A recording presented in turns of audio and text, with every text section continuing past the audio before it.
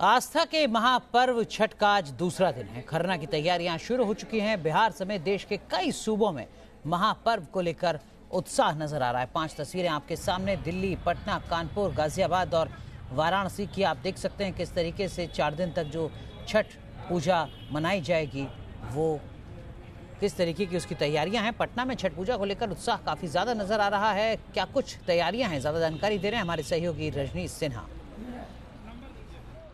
महापर्व छठ का दूसरा दिन और आज हम मौजूद हैं गंगा नदी में। जी हाँ, गंगा नदी में कहते हैं छठ व्रत करने का अपना एक आनंद होता है और हर किसी को सौभाग्य नहीं, लेकिन जो गंगा के करीब वो गंगा में आकर छठ का व्रत जरूर करते हैं। इससे जुड़े हुए तमाम पूजा और आज जो है वो खरना का दिन है, यानी पहला दिन नहाए खाए का, जिस दिन लोग नहा के खाती हैं जो व्रती होती है, और आज से शुरू होता है खरना। आज क्या करती हैं आप लोग? आज हम लोग नदी में नहा कर जाएंगे तो लोहड़ करेंगे और भगवान से आशीर्वाद मांगे कि जितना भी लोग हैं सबको माँ आशीर्वाद दें। हर जगह की देखिए अलग अलग मान्यताएं होती हैं, कहीं खीर, कहीं रोटी, कहीं पूरी, लेकिन तस्वीर आपको हम दिखा रहे हैं गंगा नदी की इस वक्त पटना में, और किस तरीके से पूरे नदी में चारों तरफ बैरिकेडिंग की गई है। आप देखिए हर तरफ बैरिकेडिंग कर दी गई है ताकि इसके आगे ना जाया जाए। हर जगह आपको इस तरह के फ्लेक्स लगे दिखेंगे, आगे खतरा है, इससे आगे ना जाएं। और यहाँ पर जितने जो अलग अलग जवान हैं, एसडीआरएफ, एनडीआरएफ के, वो भी तैनात हैं। आप लोग लगातार लगे हुए हैं। हाँ, नज़र क्या है उसके आगे? बैरिकेडिंग के आगे नहीं जाना है और उसके आगे खतरा है। कितना पानी है इसके आगे? उसके आगे 20 से 25 फीट गहरा है। अच्छा, उसके आगे 20 से 25 फीट गहरा है। 20 से 25 फीट की गहराई उसके आगे है। और तस्वीर आपको हम दिखा रहे हैं इस तरफ कैसे यहाँ से वहाँ तक देखिए गंगा नदी पर आने का सिलसिला छठ के पहले दिन से शुरू हो जाता है, यानी नहाए खाए के दिन भी लोगों की कोशिश होती है ज़्यादा से ज़्यादा गंगा नदी में आएँ, नहाएं और वापस जाएं। उसी तरीके से आज खरना के दिन लोग नहाते हैं, घर जाते हैं और फिर खरना का प्रसाद बनाते हैं। और कल जब पहला अर्घ्य होगा, जब अस्ताचलगामी सूर्य को हम लोग अर्घ्य देंगे, तो ये एक ऐसा पर्व है जिसमें हम डूबते सूर्य को अर्घ्य देते हैं। और ये खासियत है इस पर्व की, जब लोग डूबते हुए सूर्य को अर्घ्य देते हैं। और उसके बाद होता है चौथा दिन, जिस दिन के प्रसाद का सभी को इंतजार होता है, और वो होता है उदयमान सूर्य को अर्घ्य देने का दिन। तो लोक आस्था का महापर्व छठ और लोग पूरी आस्था से लगे हैं भास्कर की पूजा। वीडियो जर्नलिस्ट सत्येंद्र के साथ Rajneesh Sinha, news nation Patna.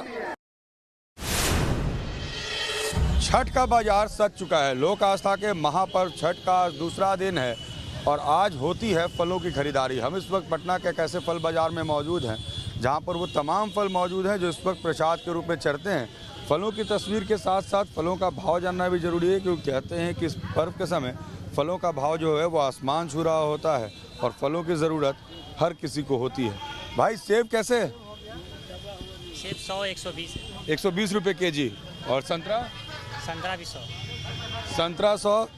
Uncle कैसा रेट है बाजार में फलों में? रेट तो थोड़ा टाइट ही है।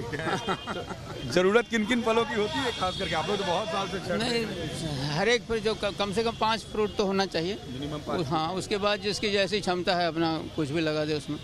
तो जो फल हैं उनको खरीदना है तो जेब भारी करके निकलें, क्योंकि पर्व ऐसा है कि फल की ज़रूरत है। और जैसा अंकल बता रहे थे कि मिनिमम 5 फल तो सूप में होनी ही चाहिए। इस बार महंगा है थोड़ा? महंगा तो है थोड़ा बाजार, लेकिन ज़रूरत है तो लेना भी। जी जी जी बिल्कुल बिल्कुल। अब देखिए हम आपको कुछ ऐसे फल को दिखाते हैं जो अमूमन आपको कम दिखते होंगे आम दिनों में। सेब संतरा तो दिखते हैं, मगर कुछ ऐसे फल होते हैं जो खासकर इस वक्त बाज़ार में आपको खूब दिखेंगे। चाहे वो इस तरीके का हल्दी का पत्ता हो, आदि का पत्ता हो, शरीफा हो। भाव आप सुनते जाइए और पर्व की महत्वता के साथ साथ बाज़ार का मिजाज भी समझते जाइए। तो ये है बाज़ार, जिसकी तस्वीर बाज़ार में रंगीनियत बहुत है। आपको हर जगह बाज़ार खूब सजा धजा दिखेगा। कारण यही है कि बाज़ार भी आपको दिखेगा तो बाज़ार में तमाम फलों से भरे हुए दुकान दिखेंगे, चाहे वो सेब हो, संतरा हो, ईख हो। और हर फल का अपना एक महत्व होता है, अपनी एक पहचान पर्व के साथ जुड़ी होती है। एक पीस 10 रुपये का।